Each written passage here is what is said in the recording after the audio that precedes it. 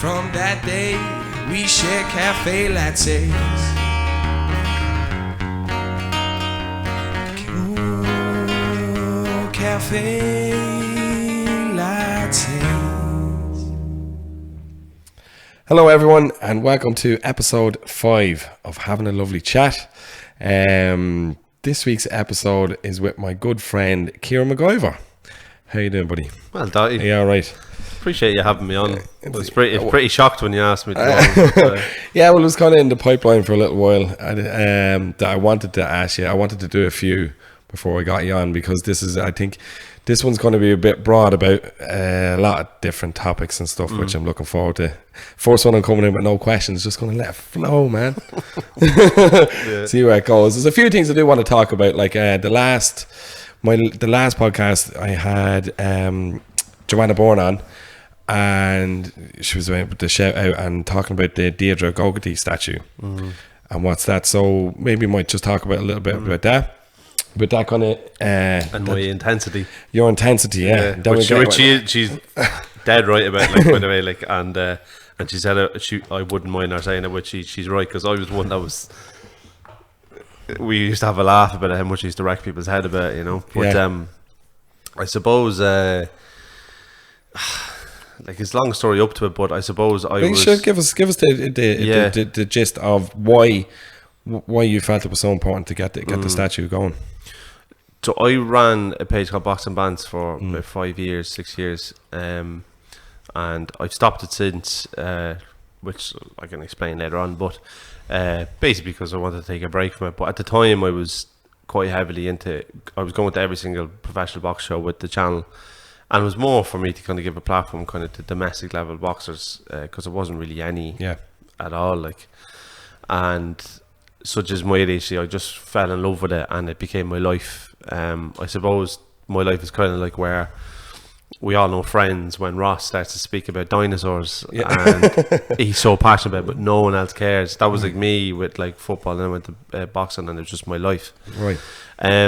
So that was a great experience, like, going to all these shows and everything. And but Katie Taylor coming home was a big deal for Irish boxing, because it was kind of, for such a long time, it was, no one wanted or professional boxing in their venues or nothing, because of what happened years ago in the Regency Hotel, you know. What happened? The shooting. Oh, you know, yeah. So, you know, it got this kind of bad name, which, you know, which is no fault of Katie Taylor's. You know what I mean? So basically, when Katie Taylor was coming home and everything, and that was really key. But about a year before that, I don't know how, like, I just stumbled. Oh, actually, I remember now, a friend of mine was running a podcast, and he put up a video of a highlight reel of this woman called Deirdre Gogarty boxing, and I thought it was like an American Irish woman, you know, someone who had generations. Okay. And then, such as my ADHD, hyper focus, so I started researching her, and then I researched and I found out that she was from, like, she lived just over the road in Mornington beside Drogheda Grammar. Right. I was like, wow, and I went more into her story. And I finished with the Drogheda Boxing Club, and started watching documentaries of her life. Any bit of free time I got on my breaks, when like that, I was just obsessed with it. I just like, I cannot believe no one knows about this story. Yeah. This great story was there, and like no one knew about it. It's not just, like, the thing is, it's not just, right, okay, it's a woman boxer, she was the first in the country, and put that there. It was more, like, if you actually listen to her story, the time she, like, was coming through adversity where she was knocked back and people were trying to prevent her, and she lost in world title fights, like, twice, and just the absolute relentlessness and resilience to just keep going, and then become a world champion. It's kind of like a great lesson, not only to young girls, but, like, to, in general, just young kids, that she was just so blinkered. Family didn't support her, no one supported her, whereas, like, Katie obviously had her parents were very supportive. A lot of people were supportive of her, even though some the governing bodies weren't. Eventually they came around to her, and it was the right time for Katie. But the amount of stuff that they had to go through just to allow people like Katie and others just to get a license, like, you know, as well as Deirdre Nelson, who was there on that night in the show, who you know, she took the Boxing Union of Ireland to court to basically give women the right to get a license. And these are people that are just forgotten about. who fought for world titles, and they had to go through the really hard stuff where they were just basically scrutinized and called like freaks and stuff for boxing, like because they were women. So when I discovered that, I got into this mad like hyper focus when it was in 2022, and I said, you know what, like I could do this. You know, I could start up a committee, and I could raise money for this statue, and I could get it up, and I get it up quick. You know, this is the stuff that all these ideas were coming into my head, and I'm like that. Like, there's no talking to me, you know, through. So you put the blinkers on. Through pros, or through the pros and the cons. There's pros to it and cons to it, but and I created I got it on Joanna. Joanna was great because Joanna believed in the story. Natalie believed in the story. Sinead believed in the story. Drogheda Box Club. And did they all know the story, or did you kind of? No, have to I had to tell. Well, the three women, I tell them about it. But once they heard it, like they were well on board. And then the Drogheda Box Club knew. Obviously, they had met. Some of them had met Deirdre before because she'd come home a few times to the box club. But and so then we took off. So we had the day of the launch, which you helped us with the console, with the sound. Yeah. And we got a good reception because Katie Taylor gave us a few quotes and stuff, and the late Brian Brennan donated some. It was 5,000. It was really generous of him. And I'm really appreciative to that still to this day, because he listened to me in Clark's pub. Him and Paddy McQuillan, the mayor, invited me over, and they listened to what I had to say, and Brian believed in what I was saying and offered me money, and I was really appreciative of that, as well as other causes around the town, like Drogheda Credit Union, and there was a good giving us the councillors that all donated. So many different causes, I'm so grateful for. But it was going well, and once again, it was on my brain all the time. I go to bed and I couldn't stop thinking about it, because I was like, I can't just walk away from this. Like, I need to finish it, because it's public money. You know what I mean? You want to make sure that you follow through what you do. And with ADC, your focus is up here, and you've got this mad adrenaline, and then it dips, and then you're like, right, I have to pick myself back up here now. So 2023 was coming around, and Katie Taylor had her fight announced in the Tree Arena, and Deirdre was going to come home and fight. Oh, sorry, fight. Jeez, she's going to come home and watch it, you know. And I was thinking, there's the perfect because time. Katie Taylor used to write letters to Deirdre growing up. When Katie was 11, her dad took her over to Deirdre's house to give Katie some encouragement. Look, this is a woman who's boxing, and it's possible, because Katie was losing kind of, not motivation, but she's losing hope. She said, no one's letting me box, and what do we need? And Deirdre just said, look, you just have to keep doing it and keep showing people how skillful you are. And once you keep showing people how skillful you are, they're going to have to let you box. So then she got a letter from her, and I remember Deirdre saying she felt so good, because she was like, God, the girl's still boxing, because Katie was such a good athlete. She was afraid that she just stopped boxing and take on football or something. Right. So I was like, why don't we use this now to kind of not piggyback, but also bring up your name that should be recognised, because for sure, a girl is headlining the Tree Arena. It's like, and you're part of the reason why that's happening. If you had given up or whatever, maybe Katie wouldn't be in this position. So she was like, so what I'm going to do is I'm going to try create something that week. So there was a press conference in an undisclosed location for Katie's announcement. After me being media, I knew I was going. I said, right, if I could just get 2 minutes where, and I had a chat with Deirdre, and this is again the ADHD, all these ideas were flowing into my head. I said, why don't we write a reply letter to Katie, and I'll read it out to her when I interview her, and that'll grab headlines on the day, because it was all the same stuff. Are you happy to be coming back? She was, oh yeah, it's just amazing, and just the same question over and over. And that was a good idea. We went through the letter, and I was like, look, this is a grab thing. So it was looking like I wasn't going to get a couple of minutes with Katie, and did you have a media pass to get close to her? Or? From my channel. From your channel, so you was boxing back to get there. Okay, so I would have went to shows regularly, like Michael Conlon shows and all that stuff. Right, so you were well known. So boxing is a very small circle, so everyone knows each other, managers, and so I'm in a boxing group where there was like other parts in the media and just purely Irish boxing media, all pure stuff. So we'd always be giving each other a heads up if someone was going here or that, like someone was seeing here, all this kind of stuff. We'd all give each other a heads up. So we all helped each other, and that day, like, I think it's going to be here or whatever, And so where was it? Sorry. Right. God, I can't even remember. It's basically it was a hotel or a bar that Brian Peters owns. Brian Peters, our manager. Anyway, all right. I can't remember where it was, but anyway. So she came in, and I've interviewed like the pretty high level boxers in my time. Like I met Carl Frampton, and actually had a few points with him. Like he didn't know who I was, running like that, but I was with my friend, and Michael Conlon, and like a lot in that circle. But being in the presence of Katie Taylor, like, you realise that you were in the presence of like real greatness, because what you see is what you get. Like, when you're involved in a sport like boxing, there's so much ego, because I don't want to show any weakness to you, because we're going to have a fight. Yeah.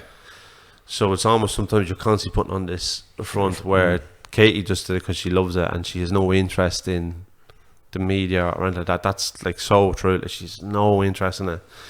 Anyway, eventually I got 2 minutes with her, and I was wearing my t-shirt with Deirdre Gogan, and she goes, "I love your t-shirt." Like, right, yeah. So because the thing is, clever. But the thing is, no one else cares, right, about Deirdre Gogan when I'm telling them. Yeah. But once Katie Taylor cares, everyone else cares. I was like, what's going on? Yeah. She goes, I love your t-shirt. Like, and I was like, yeah, I know, yeah. I says, I'm part of that committee that's starting up for the statue. She goes, oh yeah, I'm like really behind it. She says, I love Deirdre. So I started interviewing her, I started talking to her, and she started really talking real passionately about Deirdre. And then I read out the letter.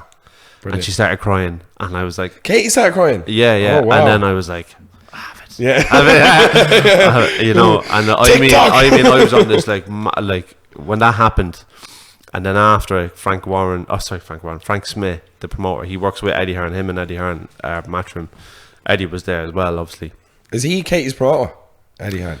Yeah, him and Frank, yeah. matchroom. So I think Eddie's kind of taken a step back, where I think he's like chairman or something like that. So he's still going to a lot of shows. He still makes the fights, but he's more the face. Whereas Frank Smith, the younger fella, is the fella who is doing all the work, basically. Right, okay. But Frank then after it, because she expressed after that she wanted Deirdre to be at the fight, like ringside. And it's mad to think, because her saying that Deirdre would have just been at the fight in the back, and no one would have known that's what mad, isn't it? Is. Like Deirdre had the first ever unsanctioned boxing fight in Ireland, 1991, in a beer garden behind closed doors. They couldn't tell the IBA or nothing. Right. Her and Anne-Marie Griffin were boxing each other. They weren't even supposed to be fighting. There wasn't supposed to be a winner at the end of it. And now Katie Taylor's headlining the Tree Arena. Yeah. So then Frank Smith then immediately emailed me. He says, give me your email, and he organised tickets then for Deirdre. And after that happened, then that interview, I was on this massive, like, on my way home, I was like, I think I've got it. Like, I think this is going to really help the statue get over the line. And I mean, I got home and my phone just went boom, boom, boom, boom, boom, boom. Like, I mean, like, my interview started like hot. My interview all over social media, because I clipped it obviously and I put it up online and Twitter and all that, and it was just hopping. Like, everyone was sharing it. Eddie Hearn was sharing it, the whole lot. Like, papers were basically writing about it and stuff. Like, it wasn't front page or anything like that, but it was something else. It was different. Like, and people couldn't get over it, and I was like, I've got it now. Like, I've got, like, this is something that, like, Match I'm really interested in. This is going to help them promote their fight. Like, so this is going to be a huge help now. So then I knew Deirdre was going to be home for that week of the fight. So what I'll do is I'll book my week off work, Deirdre, and because media are getting onto me. So what I can do is I can organise some interviews for you for that whole week. Like, so everyone started getting on to me then, thinking I was like happy or something like that. Well, saying, do you know Deirdre Go? Do you know she's in Ireland? Can we get an interview? And I says, yeah. So I basically had to create like a schedule for that week. And we were on RTE, talks that we were on Off the Ball. Pat Kenny. Pat Kenny show as well. Yeah, she was on Pat Kenny. Yeah. Right, yeah. Pat Kenny first. Were you? No, I wasn't. No, you weren't. I was just in the Deirdre. back. I was in the back watching. Yeah. But Pat Kenny actually interviewed her in 1991, and she was like calling for a fight because she had never got a fight. And then next thing, she got a call from someone like the next week to fight Anne-Marie Griffin in Limerick. So it was actually because of him that first fight happened. And so that week was unbelievable because then what happened was Matchroom have their own media, they have their own YouTube channel. So then they invited Deirdre to go to her training camp and to reunite them with Katie and Owen. Oh, right, okay. So we went out to this place. It's a big wedding venue. I can't remember the name of it, but it's out in Rathfarnham. So we drove down, and there's a big driveway up to this mansion, and there's a fella in the van at the end of it. He's like, "Who are yous?" Like, it's like, "I was Deirdre Cogan." Oh, right, sorry, pull out of the way, let us up. Yeah. And we went into this wedding venue, and Deirdre was getting interviewed by Errol Hawani, so he was taking her on a walk around. So we went inside. She rented this whole wedding venue and converted it into a gym, basically. This is a well-known wedding venue, by the way, like, right? Yeah. And she had a box ring set up, the whole lot, like. Oh yeah. Because she wants to be in isolation. Right. Okay. Yeah. So it's to find somewhere. Like, and then basically Deirdre was standing in the ring waiting, and then Katie, you can see the video online. Like, yeah, comes in and they got their clip of them being reunited after like 20 years.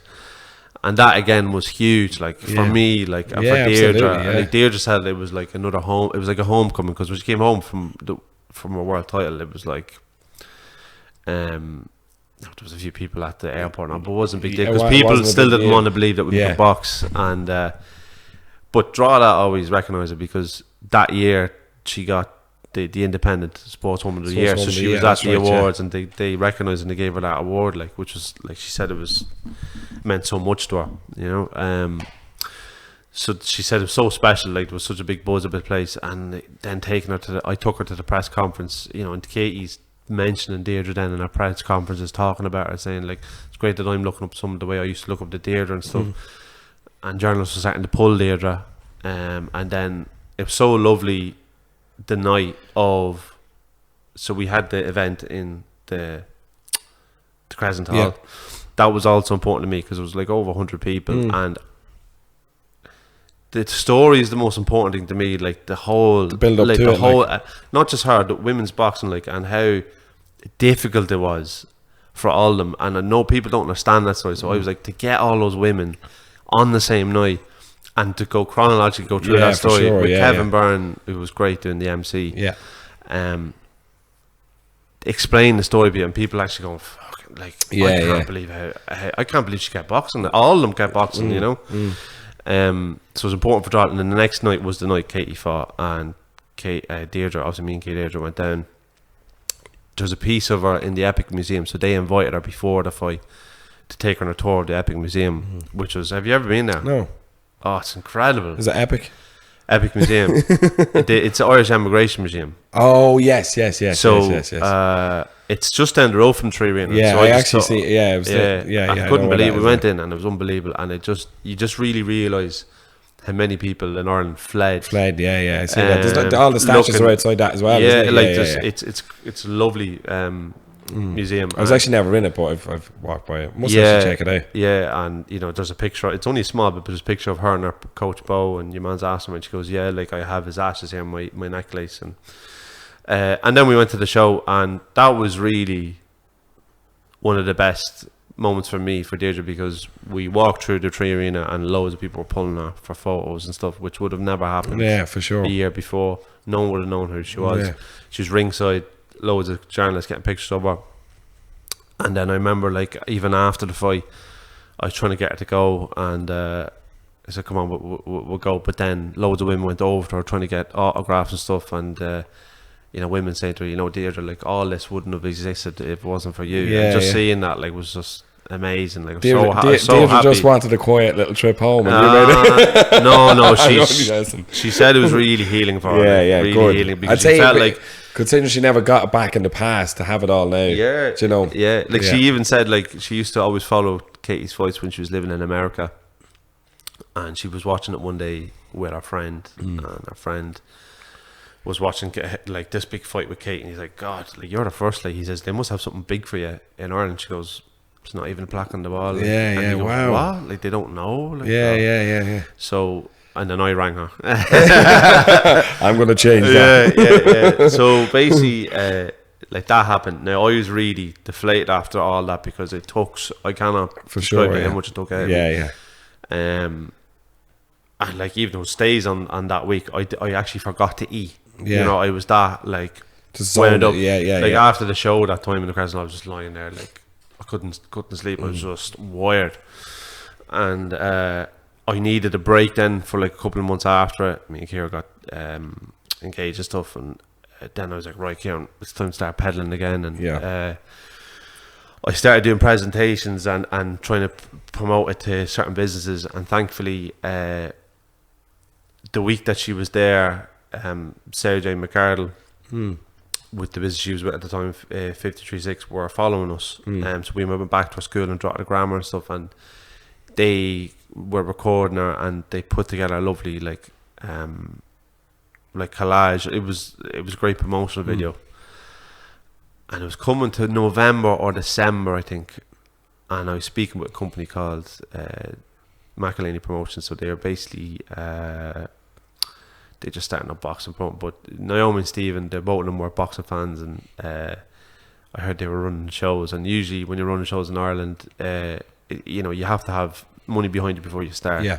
So when I heard that, I was like, anyways, no, but Scope it out. so I just spoke to them and said, look, whatever you want to donate, but this is the story. I explained the story to them. I says, look, and whatever, and like when I talk about it, like I'll be really passionate about it. Yeah. As Joanna says, intense. Like I just Yeah. And if someone didn't agree or whatever, I was on them, you know, just really intense. And I was like, I really was. It's only now looking back, I was like, Jesus Christ, I was a madman. You know? It was hard for Ciara, you know, because I was in this focus. Like that week, she couldn't talk to me. She says, I actually couldn't talk to you because you'd be on the couch and you'd just be like, I have to do this, I have to do that. And she said, I was just in a manic trance, you know.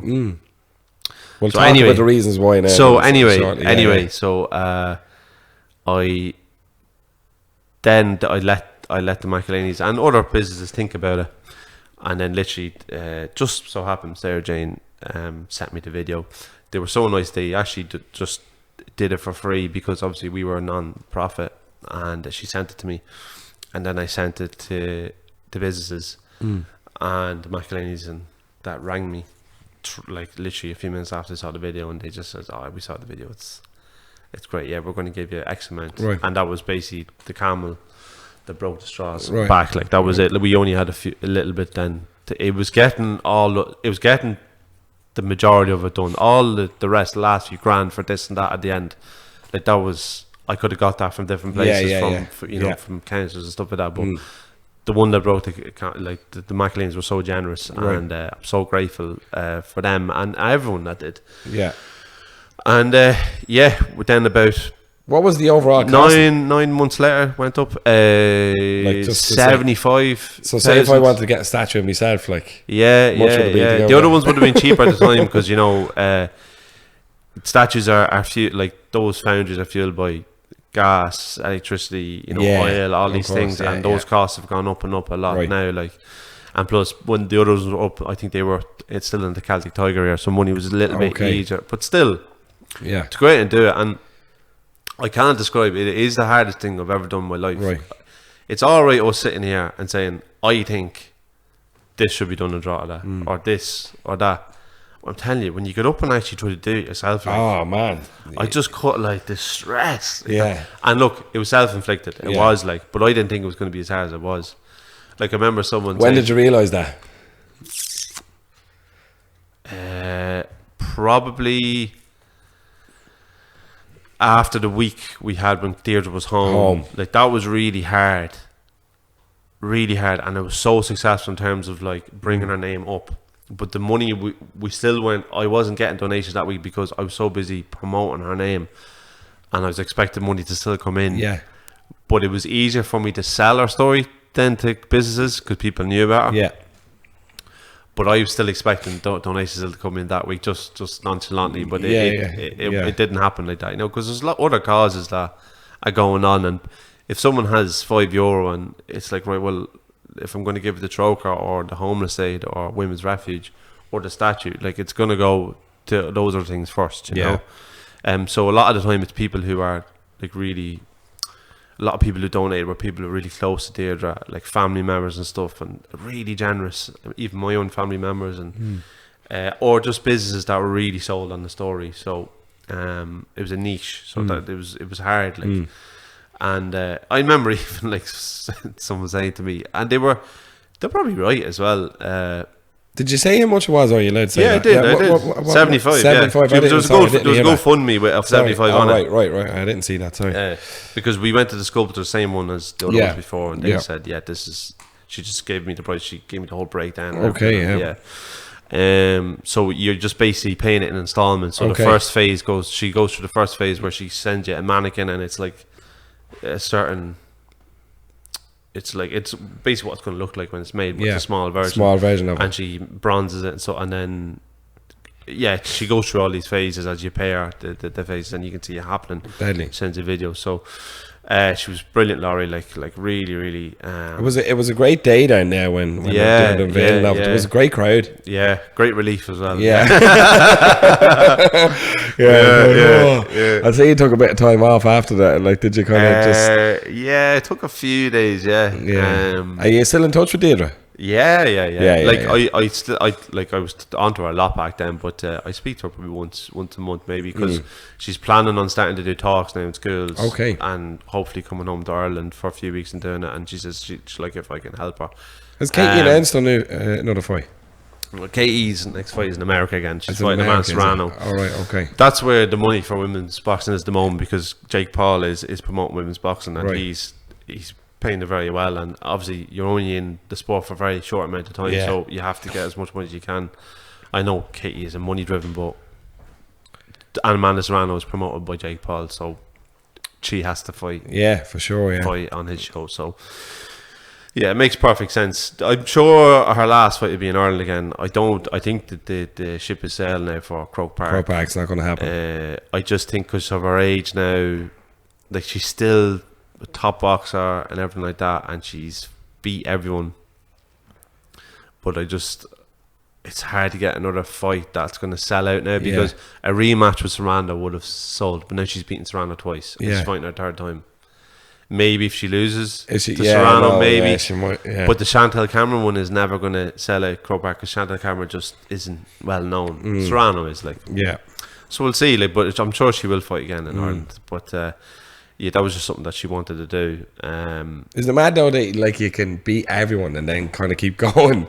Surely you kind of just go, right, well, is that me done now? And I'll just, I don't know, that night in May, try and make money from like sponsorships and endorsements and stuff like that, rather than fucking going out and fighting again, like, you know. That night in May, I thought it was done. I thought I thought she shouldn't have taken the fight, but because of her personality and stuff, she wanted to fight at home. She wanted to fight in front of Ireland, and she took it. And then the rematch was great, because because certain media is allowed backstage into those types of shows, and for some reason I got media pass, but I wasn't allowed back.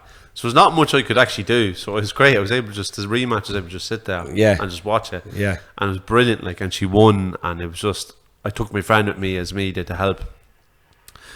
But he was able to just enjoy it as well, and he was so grateful, like, for the experience, you know. So that was amazing. Like, I just couldn't believe she won. I was like at 35, going back into the well, training so hard, and then coming out and win, and like the passion she had when she won, the place erupted. Like, so. Class. Yeah. So anyway, so the statue went up, and after that, then I actually just I put up on my boxing page, I'm taking a break from boxing, because what was happening was with the media channel was like, you know, people getting onto about interviews and stuff like that, and my life was getting busier and busier. Like, I was working, I still am working full time. Me and Ciaran were saving for a mortgage, and I had my own, like, I'd put so much time in statue. I promised Ciaran that once it goes up, I'm gonna now give time back to it, because I took, like, he was so like supportive and patient, like with the whole thing. And I promised, like, I'm gonna stop for a while, and I basically deactivated the page because people almost expect you to be then at the shows after a while, and I was like, no, I need to. There's more to life to all this, and that's from obviously my experience in the past that taught me all this. But I deactivated it, the Deirdre pages and all that, and obviously I was able to close the Deirdre biz. That was it done. Yeah. I've really enjoyed my time since away from it all. The calmness I've had, I'm way less intense. And I'm able to work on myself a lot more. And me and Ciaran spend a lot more time together. Stuff, and we've obviously moved into our new house in Havin.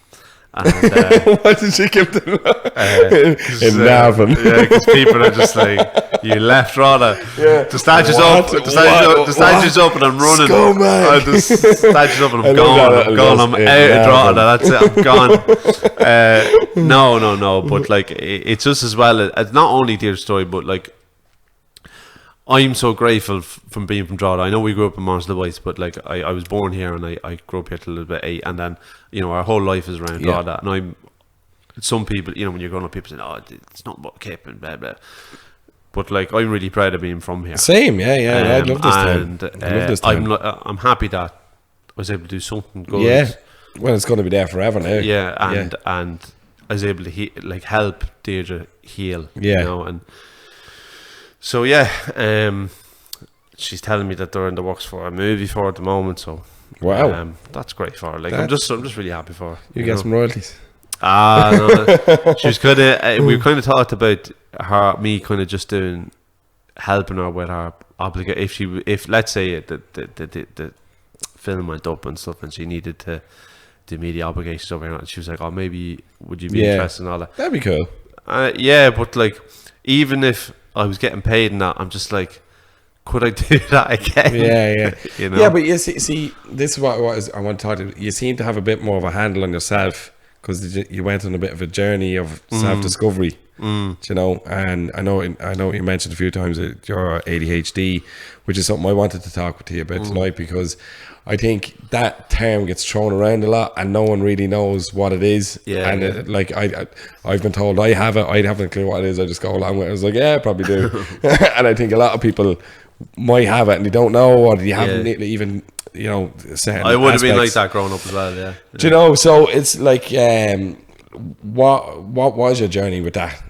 What was it? Is this like after the statue you kind of started figuring that stuff out, or was it before it? Like before and during? Yeah. Like my dad.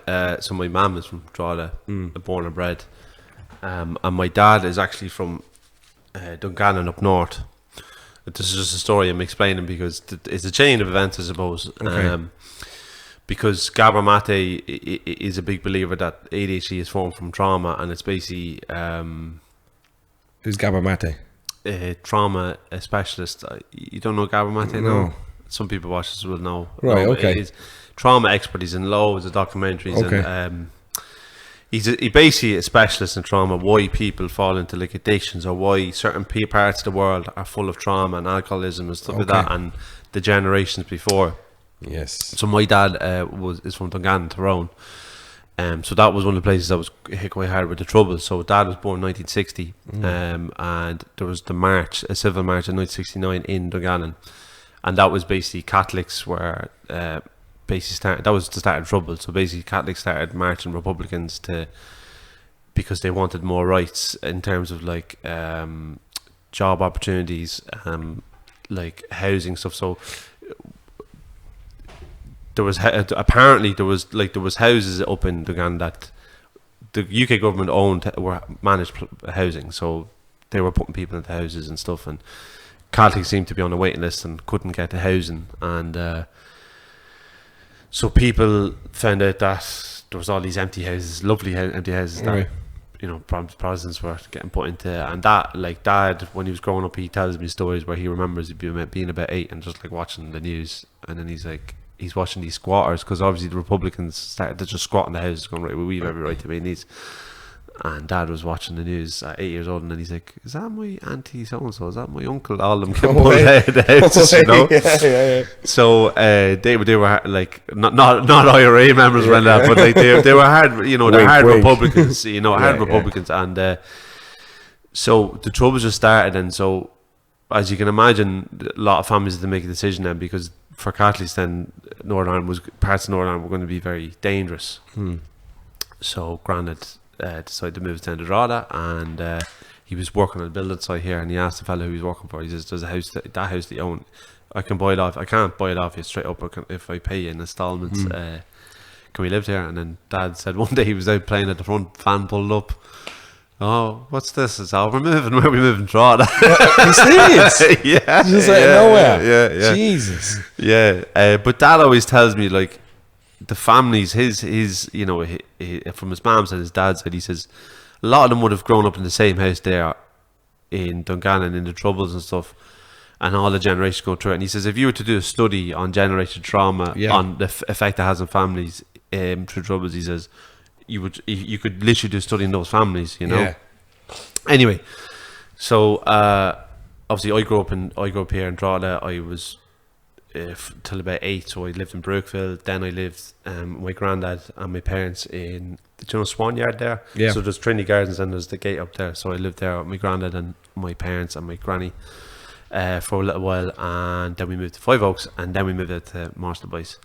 The school was always very difficult for me because I never really felt like I fit in. I suppose now I feel like because of my ADHD, I was intense, because if I was talking with someone, I didn't want to have small talk around that. I want to talk about one thing. I want to talk, whether it was football or that. And I suppose like anything, as you get older, sometimes you get bullied and stuff for just no apparent reason. And then years later, I found out through like counselling and stuff, and going through my own journey, that you know, when someone is bullying you or physically bullying you, it got to a stage where, you know, I had this unbelievable need to people please, because I kind of related it with then physical interaction. So up until a couple of years ago, if I was out or something like that, or talking to someone if I didn't know, I really needed to be my friend, because if they didn't like me or have a certain opinion of me, then I was afraid that they weren't going to like me, and I was going to leak to them. Basically. Right. Do you know, it makes sense now, because then if I was going on a night out or meeting new people, I was in total fight or flight, like, you know, and I didn't know why. So basically school was difficult. I found it very hard to concentrate for a long time. Like but the thing is, someone in the class did have ADHD who was diagnosed with it, and they were very hyperactive. Okay. And so I was like, well, I'm not that. I'm not that. Yeah. So, Okay. What I learned was there's a few things that happened. So I finished school. The recession hit. I basically, like, I dropped out of college and stuff, and I felt like I had no prospects. Basically, I'd believed everything teachers had told me. I was lazy and was this, and I felt like no life. My life was doing a part-time job, training in the gym during the week, and going out drinking just to escape. Hopefully might pull someone on the weekend, but I just felt like I had nothing to offer anyone, and I felt like no prospects, just a complete failure. Like, couldn't do anything for myself, and you know, there's a lot of people, like, when you're doing that, like, when I dropped out of college, I started to get really, like, I developed really bad social anxiety. So it got to a stage where I wasn't leaving the house much. So basically, I kind of opened up to my parents, and I said, look, I don't feel right. Like, I don't know what it is. I don't understand what it is, but I was just absolute fear of going to social places. And so then I started to see a doctor and started to see a counsellor, and counselling's been a really important part of my life. Has it? For many years, yeah. And I started taking medication stuff, but it didn't help with the fact that because there was no work and I wasn't in college, I was just living for the weekend, trying to escape. And then when you're doing that, you're mixing medicine with alcohol and stuff like that, and then it's, you know, I wronged a lot of people back then because I just wasn't a nice person to be around, and really good people as well, like, and there was no rhyme or reason to it, and I held a lot of guilt and shame over that for a long time, and it's loads of them that I apologise since and tried to make amends for, and some people haven't forgiven me since, or still hold it against me, and there's nothing I can do about that. All I can do is just carry on, trying to be better, you know. But you know, when you're in that time where you're just going out all the time and not really doing anything with yourself, you know, you're taking years. I think a lot of people have that little kind of journey as well. Yeah, like, you know what I mean? Of just, you know, if you're meeting a girl or something like that, kind of like at the time, I suppose a lot of lads are like that at that time as well, where you're meeting a girl and you're thinking like, when is this person going to figure out that I can't give them what they want or whatever? You know, that was in my head. So there'd be times maybe I might get along with someone and we start texting, and then I'm thinking, there's nothing that's going to come with this because she's going to find a time of no one and I can't offer them anything, and I just stop. I did that a few times, like, and what age were you when you're thinking this? Like 21, 22. It's like, young to be thinking like that. Honestly, but see, that's what it was. My mind was going 100 miles an hour, and I hadn't been diagnosed with ADHD. Right. I was getting anxiety from ADHD, from all the thoughts I was having, and my mind would just, leaving in class and stuff, like, my mind would just go like into another realm, like, and I'd blink and next thing 45 minutes are gone, you know. And I just thought that was normal. I just thought I just no interest in that. I'm not working hard enough. I'm lazy, whatever. And what happened was I got an opportunity to work in America, coaching football, and I just went over. Thought I was imposter. I was like, I can't not believe I've been offered this. And my parents were delighted for me, you know, because like it was stressful for them. Like, they were thinking, how is he going to get on the flight? Like, he can't even wash his clothes or make his dinner or nothing. Because I couldn't do anything for myself. And I went, and that was a really important part of my life because I learned how to look after myself. My parents always say when I went over a boy and came home with mum, because I started living with all these families who so generously like took me in week to week, going deep, and I lived in so many different types of homes where I was like in like proper like poverty in Baltimore. Like we think we have poverty and homelessness here now, but I've never seen anything like it in Baltimore. Serious, like, like it has the highest rate of black people killing black people in America or something like that. I think Tupac grew up there for a while, and then I lived with like really like extremely wealthy people as well. But no matter what, the people always treated me the same, and I realised how much of a shitty person I was for such a long time, and I was like, and how people were always just so respectful to you. I can't explain it, like, and the kids were so, and like us as Irish people, we are very polite people and everything like that, but it was like you wouldn't get people here taking people into their homes all the time. Like it was just like people are so willing to take you in and look at, like, that was for the first few years obviously because you're only coming over starting, and then eventually it got me own apartment and stuff. I actually stayed with do you know the book Diary of a Wimpy Kid? Yeah, I never read it now. So but the author Jeff Kinney, stayed with him. Okay. What? Yeah, his kid was on the camp and he just offered to take us in, me and another fella, and he had one big massive house and then he had another house beside it where he wrote. No way. So we were staying in the house where he wrote, and we go down there. He was drawing. Then he was drawing all these pictures and doing his animation for stories and stuff. Yeah, Louis loves that. And he it's really nice guy, just so funny and just so laid back, and his kids were lovely, and like how well he was, and he never like changed, because he was like, he's an example of someone who was trying so hard to make it, like in comics and books, and no one was taking him seriously, and then eventually he brought a book and it took off. So he had nothing, and then he had everything, and he had all these Nickelodeon awards, and he had Blue Peter badges up on the wall, and I was like, Jesus, Blue Peter badge, yeah. Can I take one home? But that then again, like that they're just like great stories that you have for all your life, you know. Yeah, You had absolutely, pool man. in the backyard and stuff, and Yeah, it was lovely, great, like lovely. great. So came home, started working, and came back to reality. And so the whole ADHD thing was after the Deirdre thing in May, when Katie came home and Deirdre was here. So basically, I was throwing myself into loads of work, and then any free time I had, I was doing stuff for the statue. Mm-hmm. And I was never taking a breath and thinking about myself or Kira or my parents or taking any time for anyone else. And I was just on this hamster wheel. And after that week, it took so much out of me, emotionally, physically. I was like, God,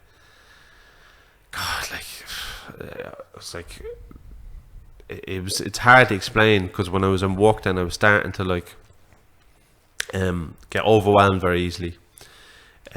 Short-term memory, not great, so I'd be scattered, so I could open 10 emails and I'd open one, wouldn't finish it, next one, and my work became really scattered. Really bad insomnia.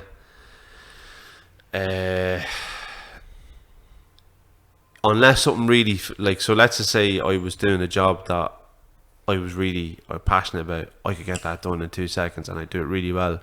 But if it was something I didn't like, it could take me so long to do it, really long, like, it was like crippling, like.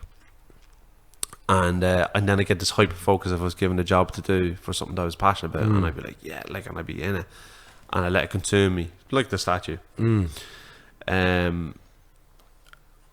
And I was becoming really emotionally dysregulated, which is quite normal with ADHD. So basically, what science is trying to say about ADHD is, from the studies that they're doing, is that everyone produces this, like, a certain level of dopamine. So it's going like this all the time.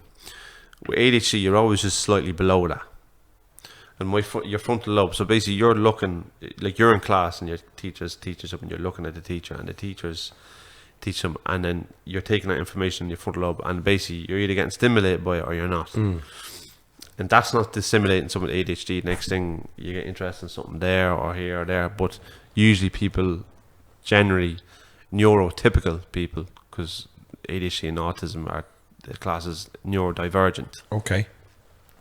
Neurotypical people can still focus on these things, even though it might not be the most entertaining thing. They know that I have to learn this, and but for me, it's like it's not stimulating me. It's not stimulating me. It's not, my brain won't let me, like. Yeah. Okay. This is the belief. Like, this is what it's still not 100%, and then your brain's also not producing the same amount of norepinephrine. Norepinephrine is a basic chemical that helps you focus, to focus you in on things, and apparently ADHD is deficient in that.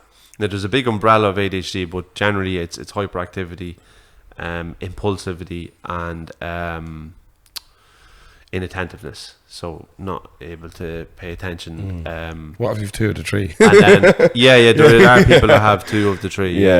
And impulsiveness. So I've always been really impulsive. So literally, money comes in my account, it's gone.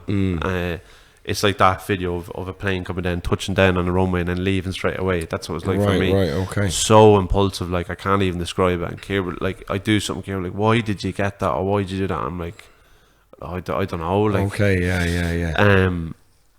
And so the impulses, what was I saying there? Yeah. So mine's gone. I'm not into this conversation at all.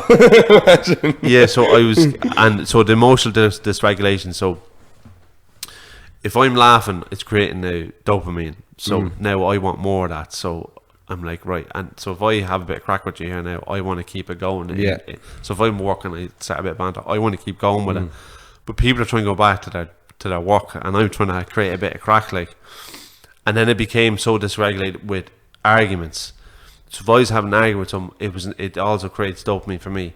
So whereas people are like, this is not a nice conversation, I was starting to get loads of dopamine on, so I'd be like ready for like a big massive and I was starting. So it's like the emotion. So I was going like I was all over. I was like a hate case. Jesus. And it was very hard to be around. Like some of my friends and that. Like, I don't know how they stuck around me and that. Like, because I was just fucking like hey case, like I couldn't control myself, like I'd be having to crack, and the next thing I was like, why the fuck, you know. And that's the great thing about Calvin, because Calvin's like the yin to my yang, because he's very relaxed, and he always was like, right lads, come on, calm down now. Yeah. So that was happening, all that stuff was going on, and real scattered, like the house could fall down around me and I couldn't care, but yeah, I was doing the statue. So I was watching a podcast, and they were talking about ayahuasca and all these different types of things, and there's this saying, like, you don't go to the plant, the plant comes to you. So I was interested in that. I'd spent so much of my life trying to do things to help myself, and I was really struggling at the time. I can say it was like I was like drowning almost, because I was just on this hamster wheel. I didn't know what to do because I was working loads. Like I was throwing myself into work and throwing myself into all these things, and it's kind of like everyone, isn't it? You're on the hamster wheel. You're working 9 to 5. You know, you go to work, you come home, you know, you feed the kids and that, and you're not really putting any time into yourself, really. And then Friday, Saturday comes, you have a big blowout. You're dying Saturday or Sunday, depressed at your head, and then you're straight back on that hamster wheel. And there's never a time where you're like going, like, what am I doing here? So I just, once again, I got this hyper focus. I saw ayahuasca, and next thing I went in this rabbit hole, and I started like researching loads and stuff, and I started telling Ciaran about it, and Ciaran was like, oh my god, here we go. Another thing, like, but anyway, I said, look, I think it'll help if I go to a retreat, like, you know. I was listening to so many podcasts about it, so like reading so much about it. I'd love to do it myself, and, so go on, tell us about it. Yeah, so I went down to it, and this is the realization that I had ADHD, because we got into the room, went to this house. This is at the retreat? Yes, it was a big mansion. We went to, basically, did these things like ayahuasca, and they're legal in parts of the world, so that's basically where I went. Yeah. And I had to go away, fly to them, and you get to this place, so it's mostly like Irish, UK people. Some people are from other parts of the world, like, but mostly the one that I was doing was run by an Irish shaman and an English shaman. So I basically, from ADHD, knew everything about it when I got there, from all the research I did, and I got there, and like I was really struggling. I didn't really tell anyone I was going, like, you know, bar Ciaran and like a couple of friends, really. And got down there, and we all sat together. So they bring you into a room, and people start basically saying why they're there and stuff like that. So I was sitting with people and going, God, like, were you research about ayahuasca? Like, do you hear about this and that? And people like, no, I just came because I heard it's good for trauma. That's all they did. All of them were just like, oh yeah, no, I just heard this. I was like, how can you do that? Like, I was like, what? And you don't watch this podcast or this? And I was so intense, and I was like, I just realized, like, I don't think the way everyone else thinks. Like, they don't think the way I think. Like, and I just thought, like, Ciaran, like, if this is ever confirmed to you that you've ADHD, like, you definitely have it. Because Dad had the same tendencies as me as well. Okay. So after that retreat, by the way, so me and Dad booked in to see a psychologist to get a full psychological assessment. Right. But that was 6 months later. Anyway. Okay. So in the lead up to the event, you're kind of talking about your intentions and what you want to get out of it and stuff. And this is all new to me, because see, in my life, like, I've done so many things to try help get over the feeling of, you know, this feeling of inadequacy, and like, I had a big ego, like, because I was boxing and stuff, and, you know, I used to lift weights and stuff, and it was all just a shield. It was all just ego. And people think ego is like, you think you're better than people, you've a self-inflicted opinion of yourself, but it was more like, it's like a wall you're building to protect yourself. And with boxing, that, like, and stuff is more, yeah, kind of to protect myself, like, to give this illusion, right, well, someone will leave me alone, I box, so leave me alone, or you know, the stupid mindset to have, like. But this feeling of inadequacy and the anxiety that I was having and all this stuff all the time, I had done so much counselling. I was trying everything to help me. I'd done hypnosis. I'd done fucking Reiki. I'd done. I tried so many different things to help. You know, anything that I thought could help, I would do it. Next step, ayahuasca. Because I kept my head open all the time. You know. So we entered the room and everyone's talking about their intentions. So they're telling everyone's going in the room and people are saying why they're there. And the most powerful thing about those retreats is, like, you really start to realise, like, how much shit people are going through in their life. Like, everyone's going through the same stuff. Everyone has it. Yeah. Like, I know everyone's story is different, but everyone's carrying so much fucking... there's something. So much, like, hurt and pain and trauma, like widowers and stuff. And so we started to basically go through. So that one was good. It was an ayahuasca ceremony. We did 3 nights in a row. Were you scared? A little bit, but not. But see, at that time, like, I would have done anything. Yeah, so you're like, fuck it, I'm just going to go for it. You know. So can I ask for a second? Is it just 5 minutes we have? Or can we get? All right, sorry, right. What, is it not ready? Oh no, keep it late. Sorry. Sorry, because I was just scared and I was like, this is going to take a while. Sorry. We're going deep now. So anyway, so the first night is like a test night, so they only give you like a half cup. So ayahuasca is basically from the Amazon. Yeah. So it's basically taken from this tree, the vine. And it's basically DMT, what Joe Rogan talks about and all this stuff, which is kind of like, which I kind of don't like, because he's kind of glamorizing it to the point where, because in society now we want everything quick, and he's basically, I'm not saying he's trying to do that, like, but people want quick fixes. They think that they're just going to sit there and smoke a load of DMT and they're going to kick all their addiction, kick all the trauma in their life, and that's it. Like, it doesn't work like that. No. So what's amazing about the ayahuasca is that, see, the DMT, when you ingest it, the way your enzymes in your stomach work, it digests it very quickly. So that's why it's very quick and very intense. So these people in the Amazon discovered, no scientists, no one like that discovered, So if we get this plant and we mix it with this, now your stomach, it takes it longer to digest, and now it spreads out over 8 hours so you can get the experience. And they just found this out themselves, the tribes. So basically it's like this soily, earthy bog water. It tastes delicious. It's like a shot. And you're in this room and it's lovely lit candles and lighting and shamanic music playing. And this is stuff I would have slagged people about years ago.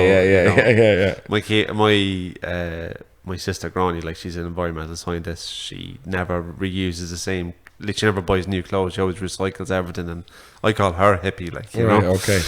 So here I am in a retreat. Like, you know, doing ayahuasca. So you're in this room, and basically call you up your first cup, and you take it, and you lie down, and you have your eye mask on, and I was kind of like,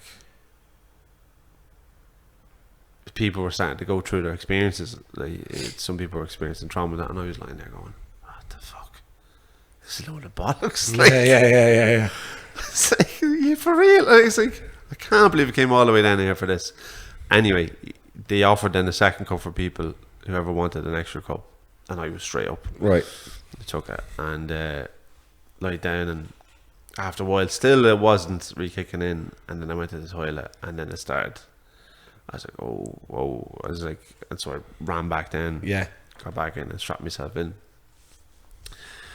And the first night was tough because it was basically making me feel all this, like, anger that I had felt for such a long time. Like, so wrapped up in myself. Like, I was so unhappy and incontent with myself that I judged people a lot and only saw the badness in people, and because when people were doing well and stuff, it was a mirror being reflected against me that I wasn't happy, you know. And basically it was like showing I was angry, and it was basically like and I'm not to frighten people or anything like that. And I just want to say that I'm not a medical expert or anything like that. I don't know anything about medicine, and I'm not encouraging people to go and take it off that. But what I'm saying is that from my time in my life, this is what I needed, because it was basically the devil was talking to me, of some being tell me, I am a bad person, I see the bad in people and stuff, and it was very real at the time. Because I remember after the week, because this is like around November, let's say it was a few months after Deirdre was home in 2023 for the Katie thing, and Deirdre sent me a card only not long after it, saying, how healed she was, and she said, like, she's a big believer in God, as I am now as well, but she was saying, I believe that God puts his angels on earth, and she goes, I believe you are one of them. And at that time I was like, I can't, I don't believe that, like, because for a long time I never believed like I was a good person, like, even years of counselling, that they could never convince me that I was. I says no, because I wouldn't do these things if I was, so after the day after, the next morning you basically then integrate. So back together in the group. Yeah. So you go up to bed, you come back and you integrate, and you basically talk about your experience, what it meant. And the shamans are great, like, because they're able to kind of speak to you why maybe this is happening, right, what journey, because the plan is basically trying to tell you what you need. So the second night was the most profound night. I didn't even need to do the third night, because the second night was so profound. Wow.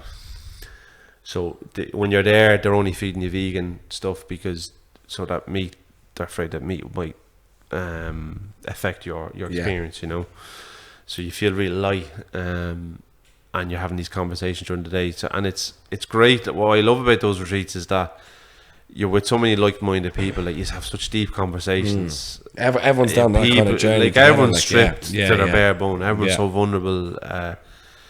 People losing people in their lives and things like that. And and then the second night we did it, and that was they only gave us half cups the first night, so the second night was full cups, full whammy. And everyone was more kind of prepared then. And after I took the second cup, I was straight in, and it was like a film, and it was showing me like it showed me first. I was looking at my torso, like the inside of my torso, if that makes sense. So it was like, the way you've got your chest, and I'm looking inside, and it's just this dark place, as if like there's no heart. Right, okay, yeah. And it's showing the devil there. Right. And next thing, it starts to show my heart beating, and my heart starts getting bigger and bigger, and then I could just feel going like that. Wow. And I just felt like all this like love and gratitude all of a sudden. And then it was like this cinema, like I was in a cinema, and it was showing me pictures of all these people in my life that had shown me unconditional love. Right, okay.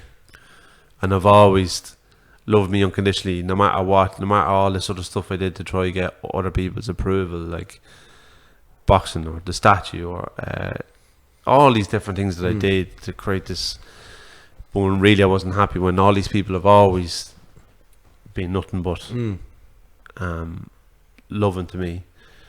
And it was basically showing me that, look, like obviously the devil got smaller and smaller, and in my torso, and it showed like, everyone has bad days and stuff, but if you keep feeding these things and putting time into these people, things will be a lot better. What you mean, and that kind of gave me a new perspective on things when I was leaving. It did really help.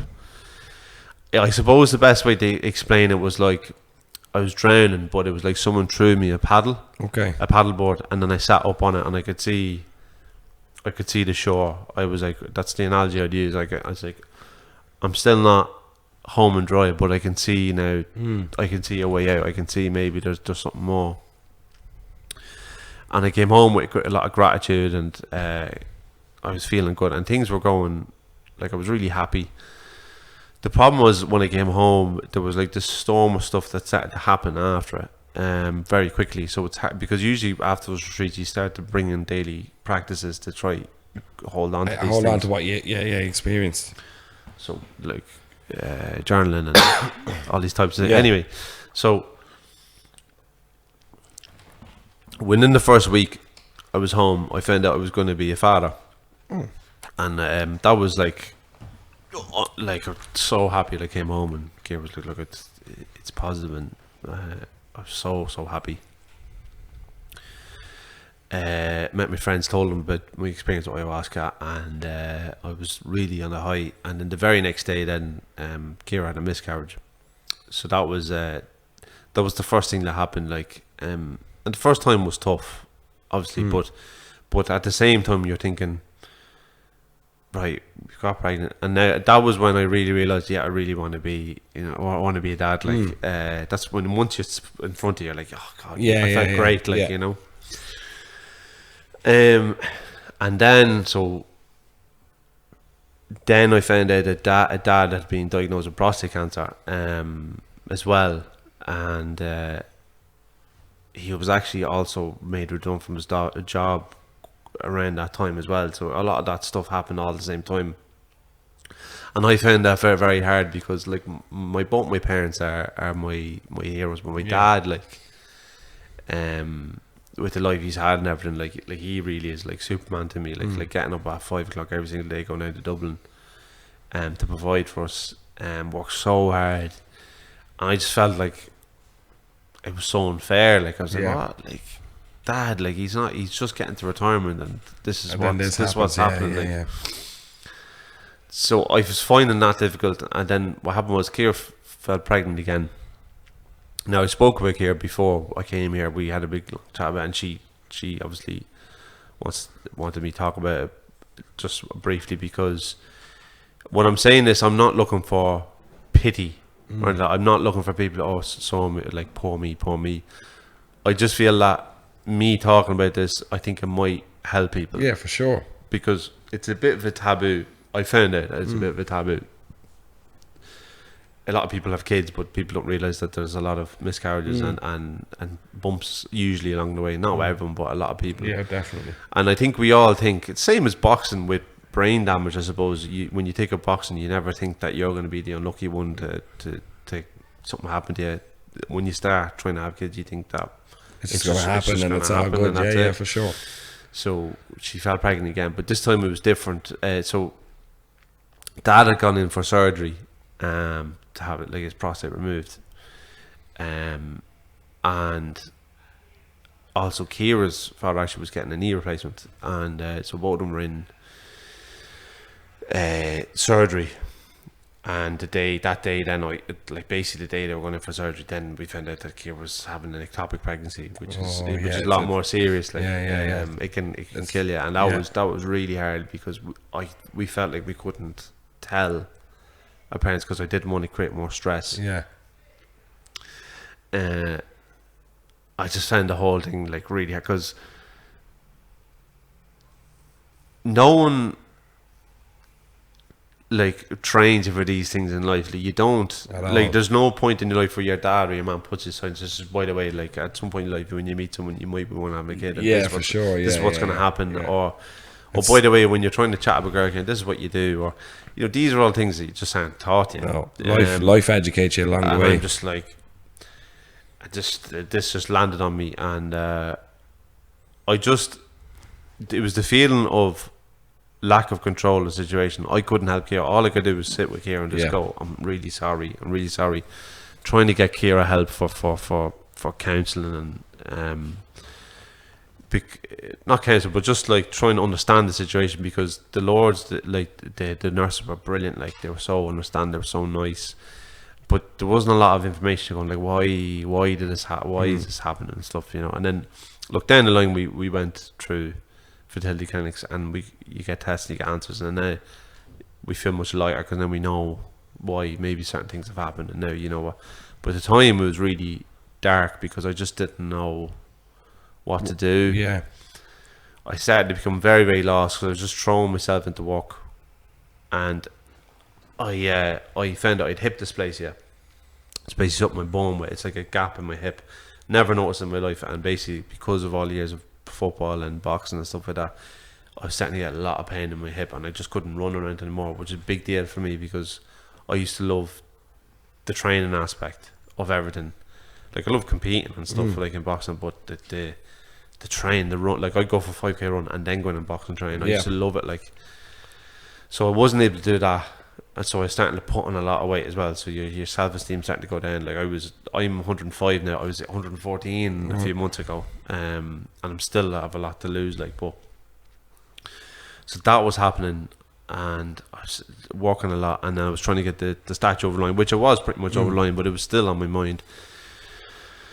And we were kind of in this zone where like we were trying, and we didn't know what was going on, and I started to kind of really isolate myself and show off. So I think last year I probably met the lads for points maybe 4 times, and it just became escapism, where I was trying to shut off my brain, where I come into work in the morning and like most people have a coffee, maybe 2, but for me with my ADHD I'd have a coffee and I'm like, oh that's really good, like, because I can feel it lifting and starting to produce dopamine, and I'm starting to focus more. I'm like, oh, that feels really good.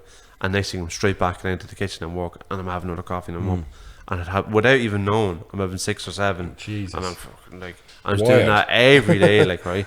But it's just escapism, doing that, staying in the in the office longer, just to not sit with myself. And if I wasn't drinking, like if I at home, like I'll have a few cans at the weekend or whatever, and then I'd have to eat because there wasn't exercise, I wasn't doing these things to help myself. So it was really starting to, my health was starting to deteriorate, and this is your body is like the foundation for your life. If you don't feel good here, everything else, it feels much more daunting, And the most difficult thing was like Ciara was starting, I think, to worry about me, and like Ciara had her own stuff, her own grieving that she was going through, and I was going through my grieving. But I just felt like, as a man, as the one thing that you think you should be able to provide is a child, and it was just I was just finding it all really hard. I didn't know how to handle it. I was going to counselling that, and then me and Dad went to the psychologist, and we got tested. And we both found out I was diagnosed with combined ADHD, which is every single symptom under the sun of ADHD. Right, okay. I had this very specific type of OCD where I got really obsessed with things, with one thing in particular, and I just like whole of it. And she thought I was on the lines of borderline personality as well. She thinks I was very close to that as well. She her opinion, she thought I was. Right. Which is kind of like the whole up and down, where I'm in a different, like the highest highs and lowest lows. So, and then Dad would pretty much the same. But she was explaining to Dad, because from Dad's like life that he developed it probably from life experiences, But we both were the diagnosed with that, and he was like, how am I so successful though as an IT project management, and I've ADHD? And she goes, because the job you do you're passionate about, so it stimulates it, and you're like, because Dad would be working till all hours because he just loved it. And she said to me, like, because what she did, it was really thorough. Like, she was ringing my mum and Ciara and asked me what I was like in day-to-day life, and she was going through my school reports and all that, and she was like, I don't know how anyone didn't know that you had ADHD. Right, okay. Like, I just don't understand. And there can be a lot of grief with it, because then you're thinking, like, what way would have my life been if teachers hadn't known? Like, I remember a teacher, like I failed a French exam. Like, her way of teaching was, we all sat down and we read out the book. She was, right, you read now, and then right now tonight answer those questions. And I was just like, oh my God, it was so hard. Like, and I failed, I remember one of the exams, and she's handing out all the papers, and then she goes, Ciaran, F, absolutely no surprise there, sitting there doing none, all it, like, basically just completely went in on me, and I was like, what the fuck? So anyway, the psychologist sat me and went, like, Ciaran, people probably call you lazy your whole life, but like you're putting up a statue. How can you be lazy if you're if you're raising all this money and doing all these things? You're doing so much on your own, like. So how can that translate to you being lazy? The other things aren't stimulating you. So you could ask me to raise money for a statue, but if you want me to take it to the bin, it's like I'm like contemplating, I'm like bargaining in my mind like about the whole thing, and it was totally new to me. Like I needed to start learning about it. Then after that, me and dad just, because at the end of his career, he's just happy the way he is. Yeah. But I needed to manage it, and then I got prescribed drugs for it, which didn't work because they were far too intense. It actually ramped up all my anxiety, all my paranoia, everything. It was actually, I couldn't eat on it. It was horrible. And I was getting really bad insomnia and that. I can't take these are just like poison, like I just stopped.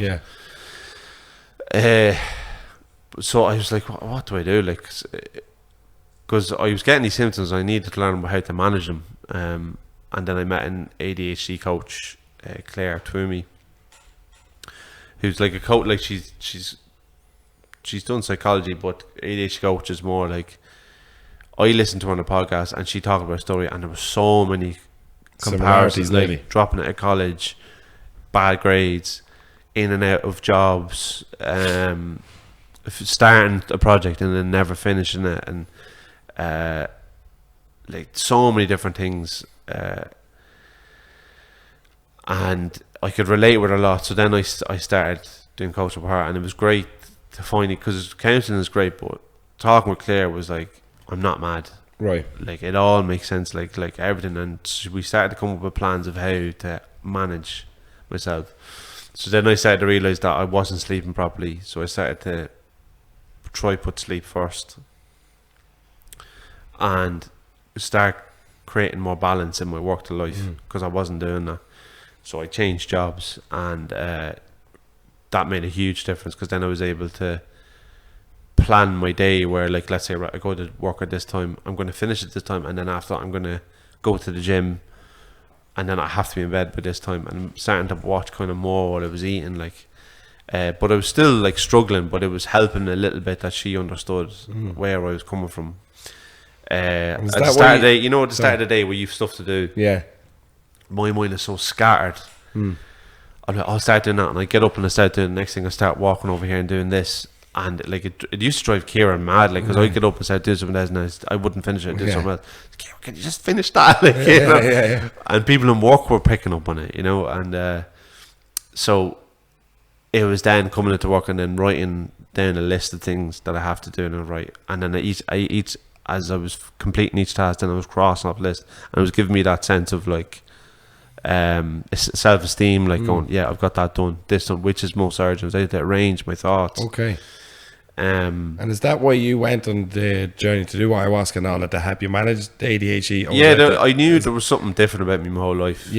And I wasn't sure exactly what it was. And I went back to another retreat, and it was so more profound the second time, you know. But anyway, so I still wasn't in a great place, to be honest. Like, I started a new job and that, and I was just like, it wasn't happening with the whole trying to conceive, and and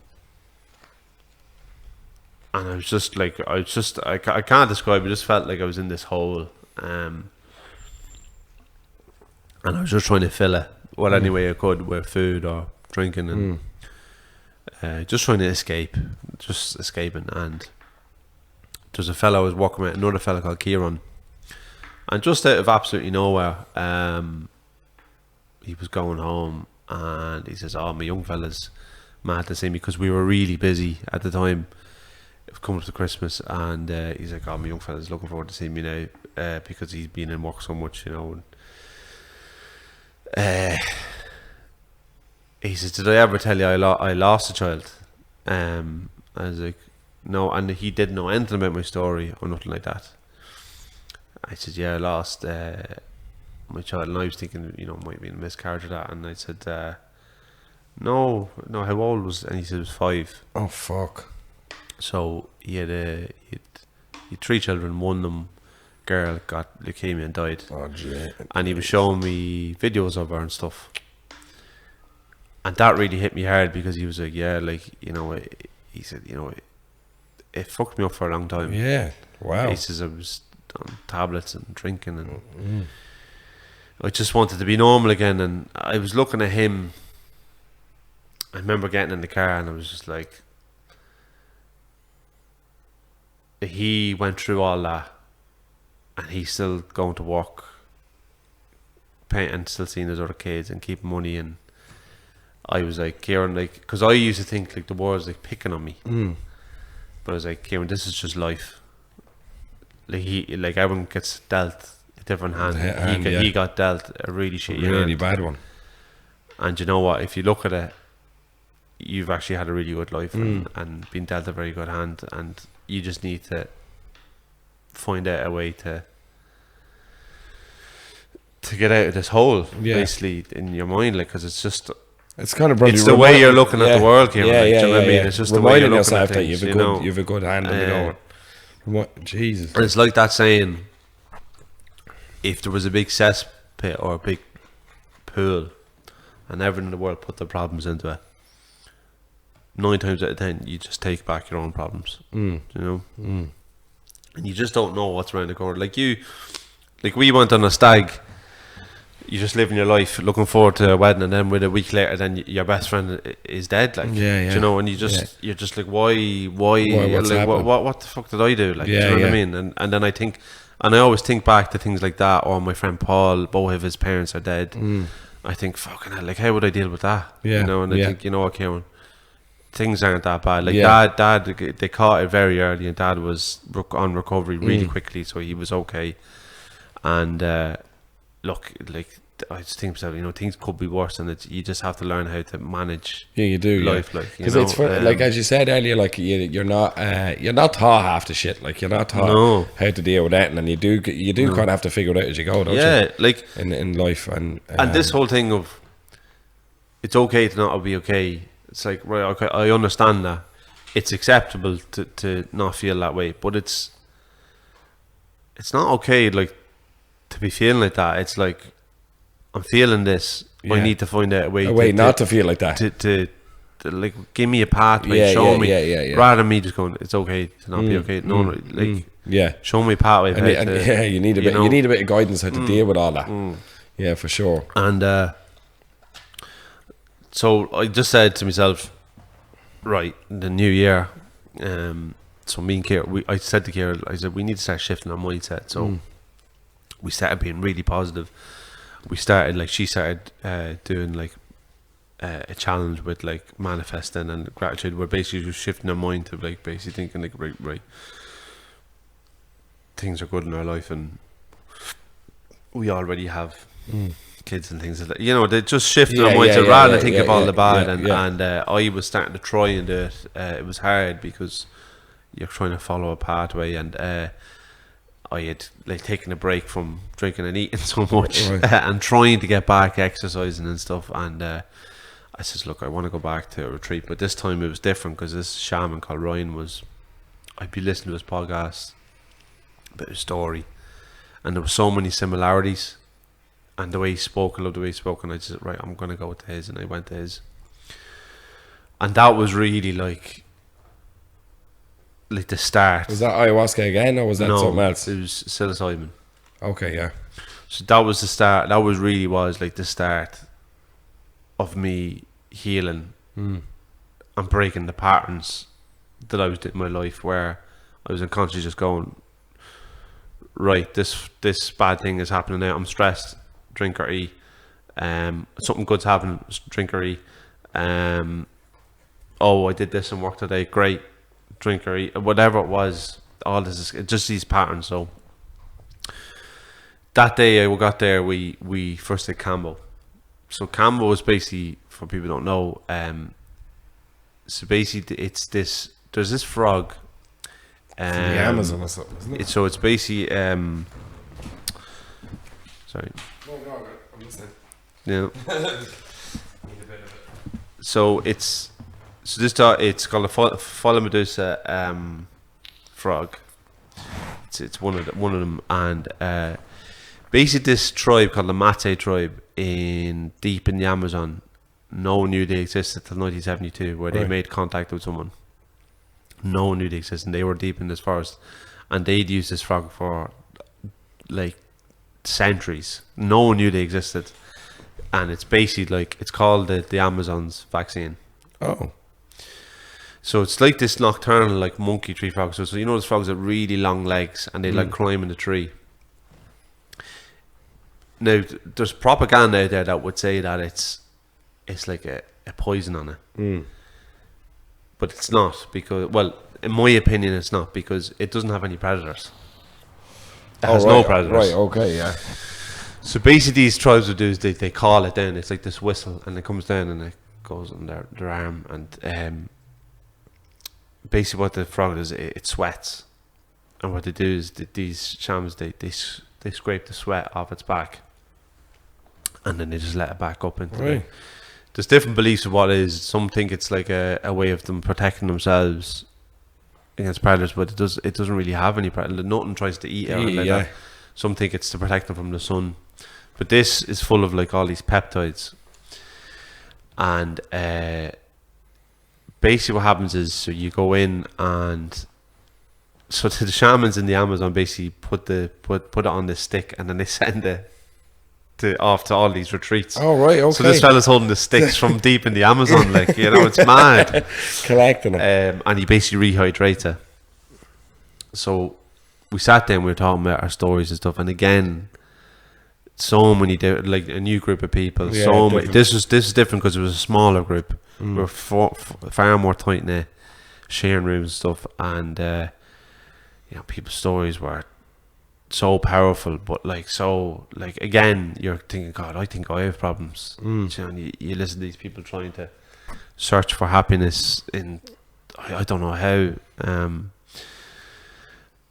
And for a lot of people, it's like the last effort. They've gone through all this stuff, and they're like, this if this doesn't work, like I don't know, like, what's you going know. on, And Ryan is a big believer in this Cambo, and when I was gonna do it, I was like, right, because you're basically getting sick when you. Yeah, I know someone who does it, and when people say to you, like, so you're going up there to get, you know, and why would you want to do that? You know. So anyway, so basically we're sitting there and we're talking about it, and I was telling my story, and you know, I could see Ryan could resonate with stuff that I was telling him.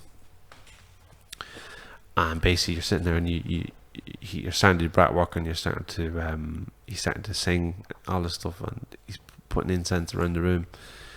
And what they do is they create gates. So gates is like he burns it a tiny bit. He just goes like 3 little dabs. Right. It does sting a bit now, right? Okay. And what they do is then you drink loads of water. So you down loads of water. So let's say it's 2 litres. It's all going to come up. So take into account now, I fasted right from the day before, so there's no food in me. Yeah. Thankful. And then, but that's what you have to do. Yeah, you have to do. Yeah. And then they put the camo on your arm, so you've intention. So basically, camo is to, like, it's a brilliant medicine. So it's basically to break the patterns that be going on in your life. Right. So he puts it on, and literally within a matter of seconds, you start to feel real warm. So basically, these peptides are going through your bloodstream, and is it kind of like a poison, nearly? Kind of. Yeah. It's kind of like these peptides. Some of them are tricking your body right into thinking it's a poison. So what happens is your intestines are starting to contract because it's trying to get rid of what I think is poison. Yeah. But all these toxins or whatever from your liver stuff are secreted, and it's trying to get rid of it all. So it's actually cleansing your body. And your body, your vessels, like your blood vessels start to dilate, and it's actually increasing blood flow, and your body starts to produce loads of like white blood cells. Apparently, through the studies that have been done, potentially, basically, it's creating all these white blood cells. So within a few seconds, you start to feel real hot. You start to feel a bit nauseous, and you kind of feel your body vibrating like. Oh, jeez! And it's non-psychoactive completely. Like, right? Yeah. And you're like. and literally it had affected me straight away. So straight away, I started to just profusely sweat. In comparison to everyone else, my t-shirt was drenched. I felt so nauseous. And the next thing you start to purge. Purge, yeah. And you've got you basically got a bucket there, and everyone's getting sick, you know. And John's there just nodding his head, going, "No." So first, it's water. Yeah, it's water you've drank, and then as it gets deeper and deeper, it's getting darker and darker and darker.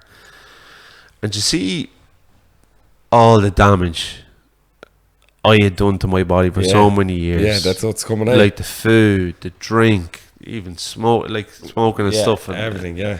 Everything. That was all coming out of me, and like even he was saying after, like, "Geez, Ciaran, the purge coming out of you," because I was like, compared to everyone else, right. like some small girls and stuff like that, they were hard for them, but I was like how, like, you know, we have a friend who has very projectile vomit, right? It was kind of like that. Jesus, we won't mention who it is, but he knows who it is. Yeah, the day after drinking. Oh, it's gross. And it was like I couldn't believe it because I haven't eaten, and all this was coming out of me.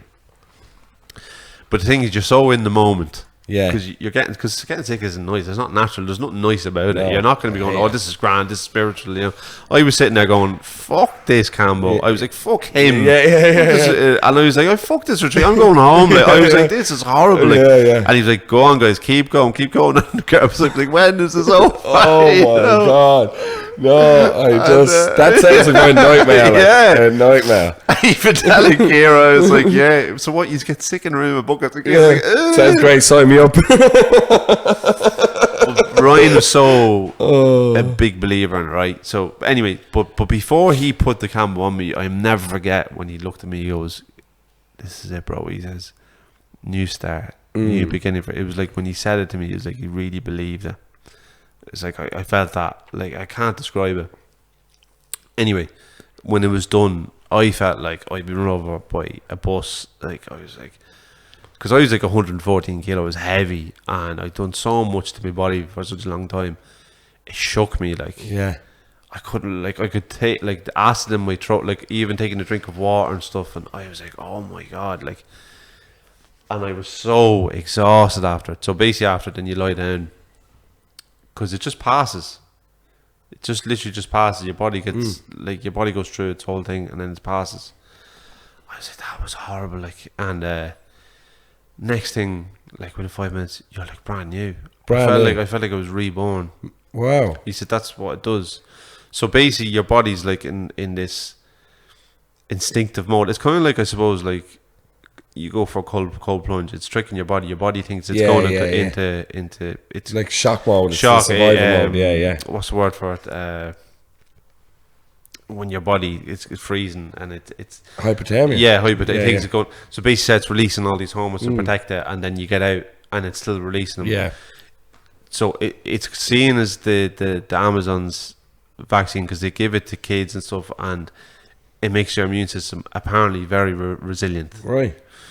And I did feel great after it. Like, my relationship with food wasn't the same. My urge or cravings for certain things, like even alcohol and stuff like that, just wasn't the same. Okay. And a lot of anxiety I felt had kind of lifted and stuff. And I was like, I just couldn't believe how good I felt. And it was horrible, but I felt great after. But I was exhausted all weekend after it.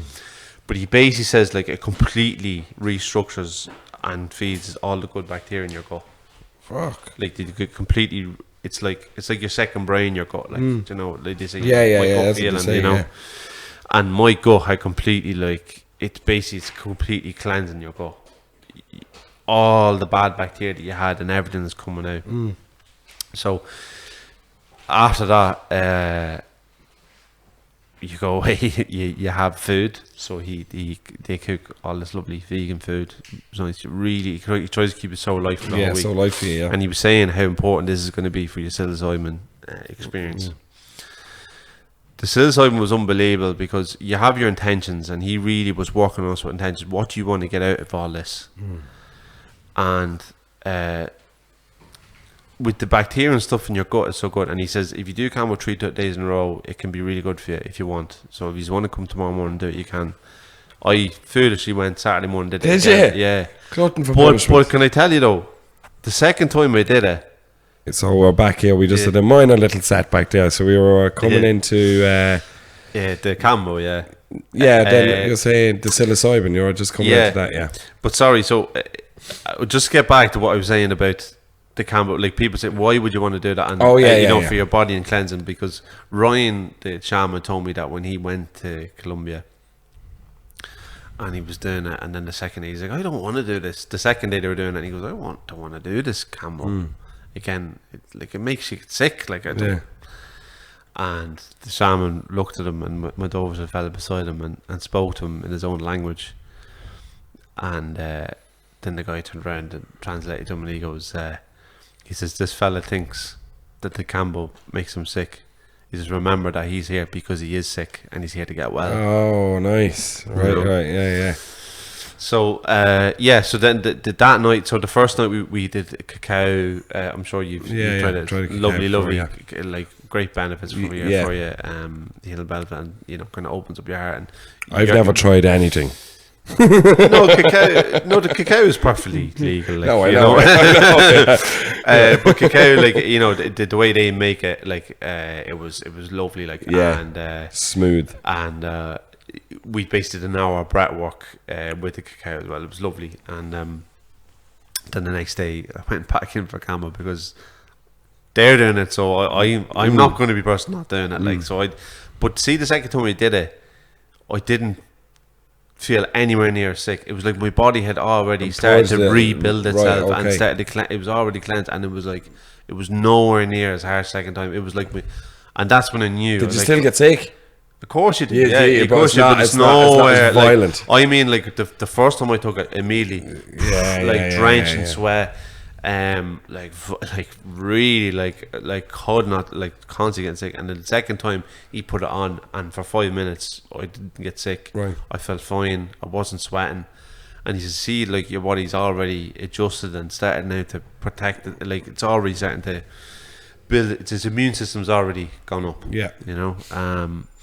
So anyway, then the second day after that cambo, then we had a bit of a rest. We did cold plunging, and then we came back, and then we did psilocybin. So Ryan's so passionate about psilocybin because psilocybin has been used. There's some really, really positive studies that are being done in universities in the UK and in America about them.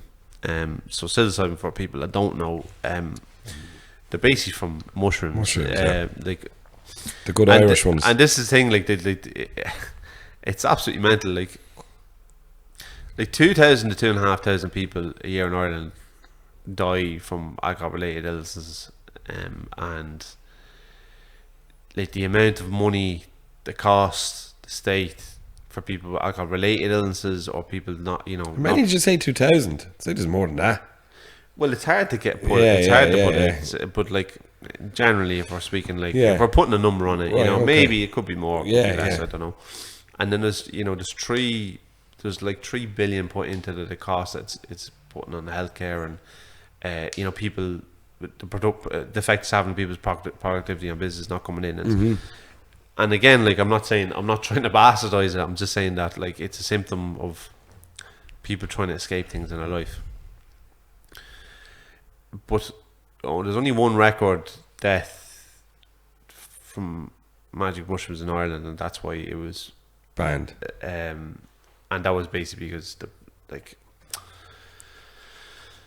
it was used recreationally in that sense.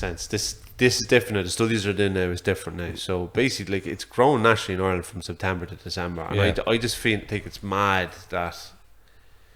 Like, how can you ban nature? How can you just go? See that mushroom? That's banned now.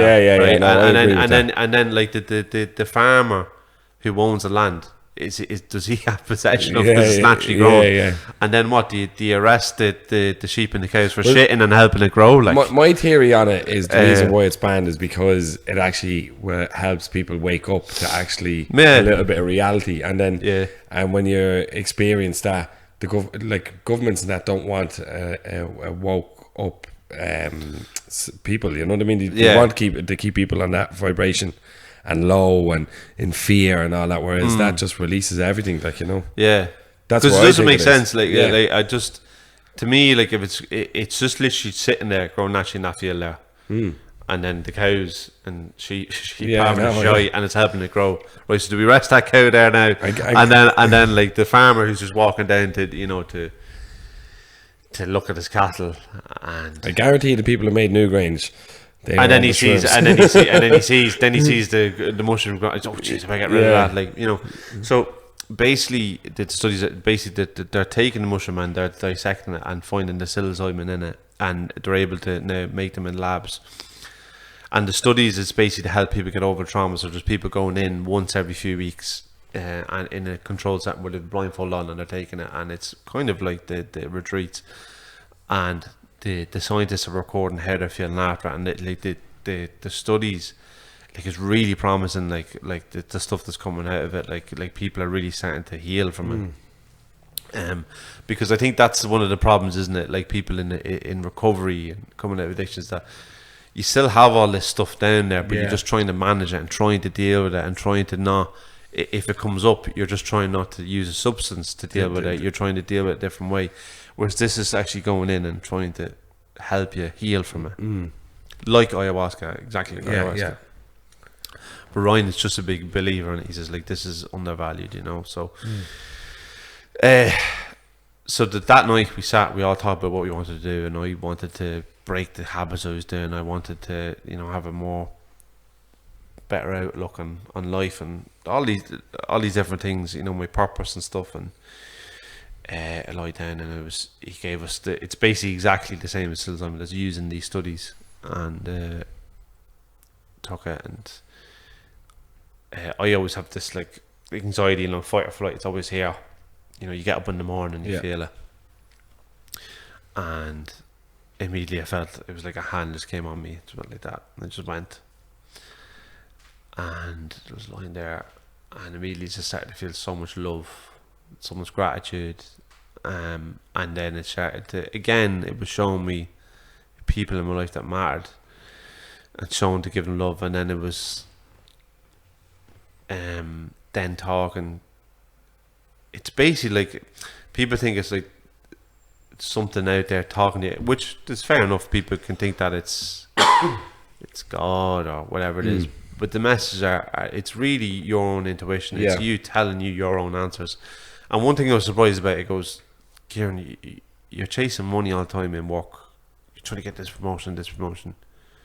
That's not what's making you happy. Because one thing I always find I like working is like getting to know people and knowing their story and stuff. And it says, you need to become a counsellor. That's what you need to do. That's you're passionate about. And it was like such a like oh yeah, like that's what I should do. Like, yeah. Like, this makes so much sense. Like, you know, and I felt really happy when in the experience when it was telling me. I said and I, like, when I got out, obviously I applied to start studying for it and stuff. But anyway, so that was what you're doing now. Well, it hasn't started yet. No, but like, I've started the wheels in motion wheels, for it. Anyway. But even my counsellor said to me afterwards, was like, yeah, like, I agree, like, I think you'd be really good at that. Good. But anyway, but the most profound thing about it was, it basically took me out of my body, and it showed me living my day-to-day life in 2024, because no one knows yourself like yourself. And I was just looking at myself, going to work, getting in my car, and I could see myself limping with my hip, and seeing how much weight I put on, and seeing how unhappy I was and how I was trying to mask it. And I mean, like, I was standing and I mean, it was so real. Like I was looking at myself and seeing how unhappy I was and how much pain I was in. And I just put my hands on my arms, and I was like, I could feel it. I was like, it's all gonna be okay, Ciaran. Like, wow. And I was like, and I just hugged myself. I was hugging, and I just wept. I just started weeping, like, uncontrollably for like half an hour. And I was just like all that shit, like just having compassion for myself and like and just It was like, nearly tears of joy in a way, though, was it? Like of kind of your like own like loving yourself it was again. the realization of like Yeah. it was like me looking in the mirror and going like, what have I been doing to myself for so many years, like to my health and everything, and going like, you need to show some compassion for yourself, Ciaran, and not only compassion, not compassion as in like, yeah, eat what you want, whatever, but give yourself what you deserve, like good food. And because I didn't think, like, I wasn't buying myself new clothes, I wasn't eating well because I didn't think I deserved those things, you know. That's it, could subconsciously. And when I was like, I cannot describe how real it was. Like, I could feel my arms, like, and I was like, and I just started like crying for such a long time. I was like, oh my god, like, and then that was like a real change for me, and I turned straight away and took in my journal, and I wrote a letter to myself, a big long letter, trying to hold on what I just experienced, basically telling me, like, you know, Ciaran, that these things don't serve you, all these things you're doing don't serve you, you know all this, like ayahuasca told you this, but now it's time for you to now concentrate on all these people that love you, and concentrate on yourself, and do things that they make you happy and nothing else. And you don't need to prove anything to anyone. You don't need to prove anything to anyone. Like, and it was like this. It was like my ego just dissolved, and it was just me, and all I cared about now was just looking after myself. Yeah, nice. And looking and living my life with Ciaran, and Ciaran was the best thing that's come out of all of this. Like, you know, she's just a blessing from above, you know. But that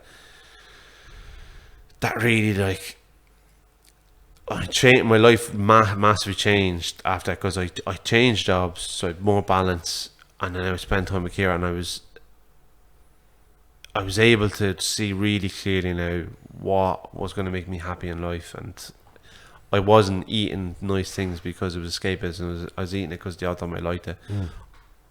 I still drink, but now it's just a bit of fun with the lads. Whereas before it was like escapism. Like, if I got into a bar now, I was in total fight or flight, and I had to sit down, and I'd have to have 3 points before I could feel okay, because I was like, I was so anxious. Like, so I felt like everyone's looking at me, and like everyone's judging me, and so like it was very difficult. Like, so basically, I had that experience. And the next day we all talked about our experience, and Ryan had the chat where he was like, listen, people are always searching going to these retreats, but it's really important that these practices I'm going to give you now, you need to keep them in your day-to-day life to hold on to these things. So that's when I started doing gratitude and journaling. And sometimes I fall in out of it, but like basically getting up every morning, writing down 10 things I'm grateful for. I'm grateful for that water I had today, the bed I slept in. And instead of having this mentality when I wake up in the morning now and saying, I need, now it's like, I have this. I already have it. Yeah. And Ciaran basically since then miscarried, like, I think it was a week later. But my reaction to it was totally different. I think she was a bit surprised, because I was like, but look at everything we have, because we just got a new house. Yeah. I was like, look at what we have. Like, I'm so grateful for everything to have. Look, it'll happen and stuff. And like, my mindset was totally different. Like, I says, we still have a great life, and we're still so lucky. And so much love around us and stuff. And that really did change my outlook on life a lot. And I knew like personally, like, you went through all this kind of stuff, and that's why I wanted to have you on to talk about all this. And like, fair play to you, because I know I do think a lot of people are going to take an awful lot from this conversation. Do you know what I mean? So like, well, hopefully, like, you know, unless people like just thinking this chap's just talking shit. No. Oh, we'll all go into the field now and take mushrooms. And that's not what I'm doing. I'm not telling people that. I'm not saying that that's what people have to do. Like, this is the secret to life. I'm saying my experience, like, at the point that I would have done anything to help. For sure. And, it has really helped. It's probably about, and for anyone that is having a hard time for whatever reason, whether it's with things like conceiving or I don't know, even alcoholism or addiction or food or just in general, I'm not saying I'm a counsellor in that, but I can definitely guide someone the right direction. So if someone wants to ask me, because I can show them a pathway. You know? But like, as I said, like, now I sit today, I'm just really grateful Yeah. for the life I have and for the friends I have. You know, like when I went through all that stuff, it was difficult because the first miscarriage, Kelvin had emigrated, and like I said, Kelvin was the yin to my yang. Every time we balanced each other, and I would have met him, and we would have chatted about it, and he would be supportive. It was difficult, he'd moved, but Craig was so supportive, and all my other friends were as well. That I had told, the friends I had told were really supportive, but Craig was like so like compassionate and empathetic and understanding, and just really supportive. And like I'm so grateful for the friends I have. When I was such a fucking head case, and you know, so intense, and you know, I'm just and everyone that helps with it, like along, that's the mindset I'm like. My parents, I'm so lucky that I was born into this part of the world with the parents that I have, and the sisters I have, and finding care in my life. So I think it's important to definitely remember those things on a daily basis, and as you said, be grateful for them. But look, I think we're going to leave it there, pal. But thanks very much, Ciaran, for coming in. And as you said, if anyone is, I don't know, feel like if if ever feel low, I'm sure you're going to be there to reach out. If they want, for sure, if you want. Or DM the coffee box. DM the coffee box. I'll say when he's qualified. You can have a little council call. You can use his office over there. But look, Ciaran, thanks very much for being on this episode. Really enjoyed it. Thanks very much. Really good, man. Very interesting. A lot to think about. So and we might have a point after this. We'll see. While we're on air. Ciaran, my man, thank you very much, brother. Thank you. Thanks. From that day we share cafe lattes.